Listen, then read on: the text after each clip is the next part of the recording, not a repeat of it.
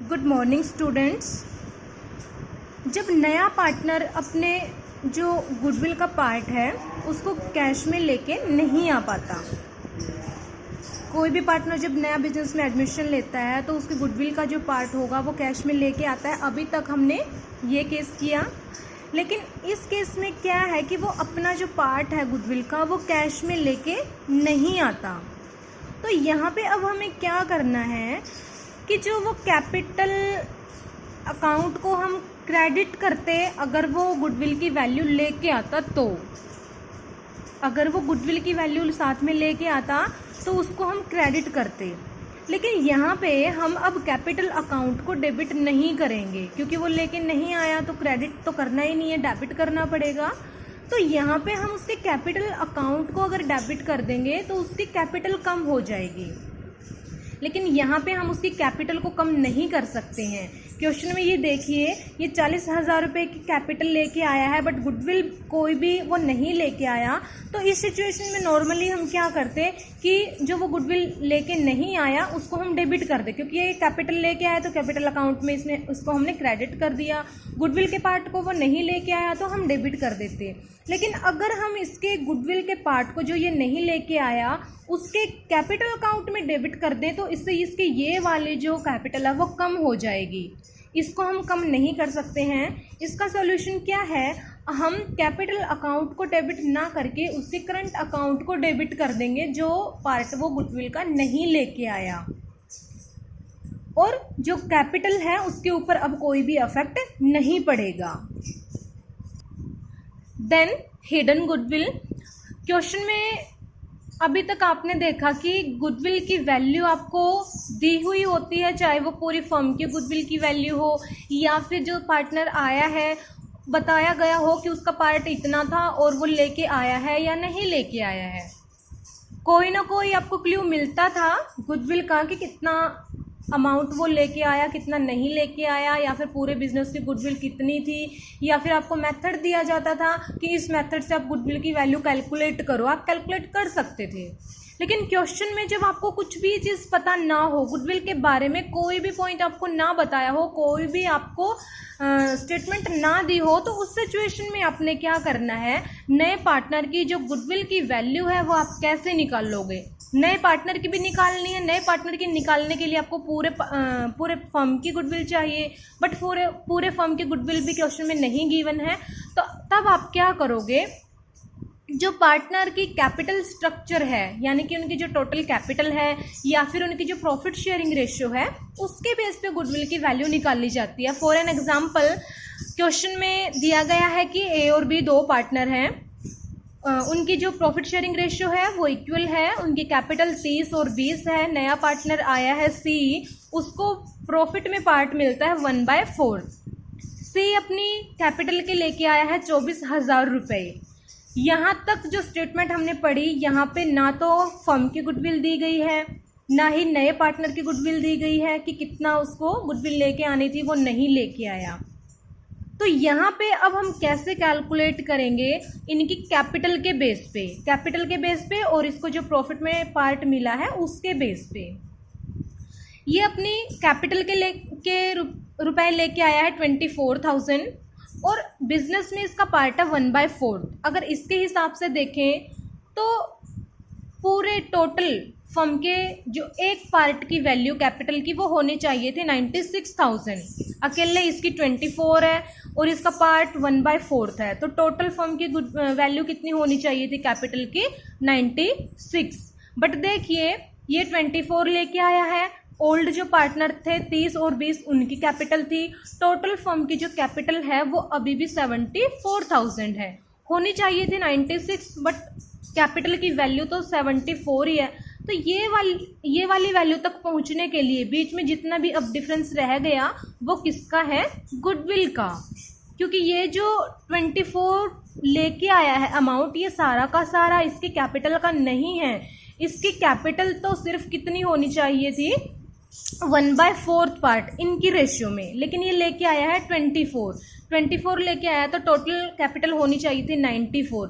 Total value, ना कि capital. Total value 96 होनी चाहिए थी, लेकिन इनकी कैपिटल की वैल्यू तो सिर्फ और सिर्फ 74 है। तो बीच में इनका जो गैप रहा है अमाउंट का, वो गुडविल का रहा होगा, तब जाके ये 96 तक पहुंच पाएगी। तो जो 22,000 की जो कैपिटल गुडविल है वो हिडन गुडविल है। अब ये नहीं है कि सी पार्टनर की गुडविल है अकेले की, ये पूरे फर्म की गुडविल है। इसका जो पार्ट है वो सिर्फ 1/4 है, 22,000 का 1/4। बाकी की जो गुडविल है वो ओल्ड पार्टनर की है। अगर नया जो पार्टनर है अपने हिस्से की जो कैपिटल है वो अपने जो प्रॉफिट में उसको पार्ट मिला है उस रेशियो में लेके आता है। नया जो पार्टनर है वो कैपिटल लेके आता था। नॉर्मली सारे क्वेश्चन में अभी तक हमने देखा अमाउंट बता दिया जाता था आपको कि ए पार्टनर आया है, बी आया है, नया पार्टनर इतनी कैपिटल लेके आया है। तो यहाँ पे आपको क्वेश्चन में ये चीज़ गिवन नहीं होगी कि कितना अमाउंट वो कैपिटल का लेके आया। आप कैसे कैलकुलेट करोगे? अब इसको प्रॉफिट में जितना उसका डिस्ट्रीब्यूशन है कैपिटल में भी उसका उतना ही डिस्ट्रीब्यूशन होना चाहिए, यानी जितना हिस्सा उसको प्रॉफिट में मिला है उतना ही हिस्सा उसको कैपिटल में देना पड़ेगा। बट यहाँ पे जो कैपिटल की कैलकुलेशन हमने करनी है, आफ्टर एडजस्टमेंट करनी है, आफ्टर रिवैल्यूएशन करनी है। ये नहीं है कि जो पुराने पार्टनर की कैपिटल दी हुई है आप उसी के बेस पे उसका पार्ट निकाल दोगे कैपिटल का। नहीं, आपने ऐसा नहीं करना। आपने क्वेश्चन में जो जो आपको स्टेटमेंट दी गई है, एडजस्टमेंट की दी गई है, उनकी ट्रीटमेंट करने के बाद जो पुराने पार्टनर की कैपिटल आती है उस कैपिटल के बेस पे नए पार्टनर की कैपिटल निकालनी है। क्वेश्चन देखिए, after adjustment and after revaluation A और बी की जो कैपिटल है वो 24 और 16 है, यानी कि जो भी एडजस्टमेंट करनी थी, जो भी इनको प्रॉफिट में डिस्ट्रीब्यूशन मिलना था वो मिल गया है। उसके बाद इनका जो कैपिटल अकाउंट है वो कितना बैलेंस शो कर रहा है, 24 और 16। और सी को पार्ट मिला है 1/4, तो इसको 1/4 मिला है, तो बी और ए के लिए कितना पार्ट बचा होगा, 4/5। तो 4/5 कैपिटल पार्ट के लिए जो कैपिटल है ए और बी की वो 24 और 16 है, यानी कि टोटल 40,000 है।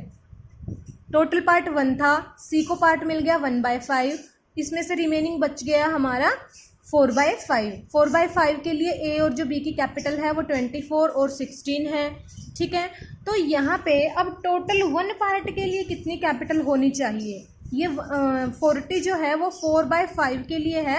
1 के लिए अगर आप निकाल लोगे तो आप इसको रिवर्स कर दोगे, 4/5 आपकी 40 है, तो 40 का आप 5/4 निकाल लोगे तो टोटल फर्म की कैपिटल आएगी 50,000।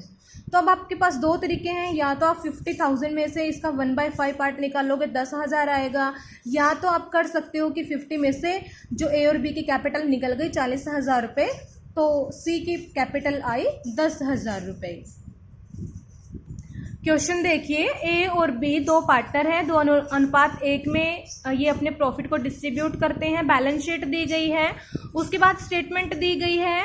नई जो रेशियो है वो 3:6, 2:6 और 1:6 है।